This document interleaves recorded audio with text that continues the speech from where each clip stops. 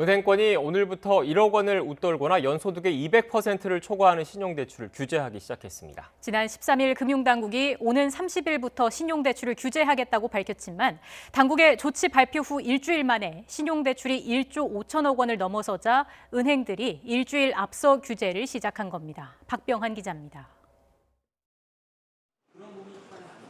지난 13일 금융당국은 오는 30일부터 신용대출 규제를 실시한다고 밝혔습니다. 연소득 8천만 원이 넘는 고소득자의 1억 원 초과 신용대출에 대한 DSR, 총부채 원리금 상환 비율을 40% 이내로 규제한다는 내용입니다. 당국의 이 같은 발표가 있자 은행권에는 미리 대출을 받으려는 사람들로 붐볐습니다. 주식을 투자할 수도 있고 그리고 또 상황이 바뀌어서 제가 또 부동산을 재테크를 해야 되는 상황이 올 수도 있으니까 확보할 수 있을 때 여유 자금을 확보하자는 차원에서 이제 대출을 받았어요. 규제 시행에 앞서 대출을 받으려는 사람들이 몰려 불과 일주일 만에 1조 5천억 원의 신용대출이 이루어지자 은행들이 대출 총량 관리에 나섰습니다.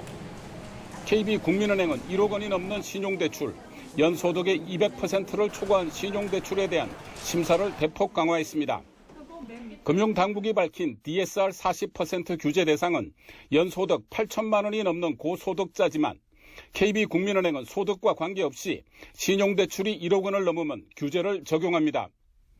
우리은행 역시 1억 원 초과 신용대출에 대한 규제를 전산 시스템 개발이 마무리되는 대로 30일보다 앞서 이번 주 실행할 예정입니다.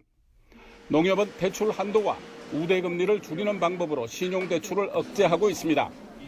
우량 신용대출과 일반 신용대출의 우대금리를 깎았고 연봉이 8천만 원이 넘는 고소득자의 신용대출 가능 한도를 연소득의 2배 이내로 축소했습니다. 은행들이 선제적으로 신용대출 규제에 나섬에 따라 코로나19에 따른 거리두기 조치 강화로 대출이 필요한 서민들은 더욱 어려운 상황으로 몰리고 있습니다. YTN 박병환입니다.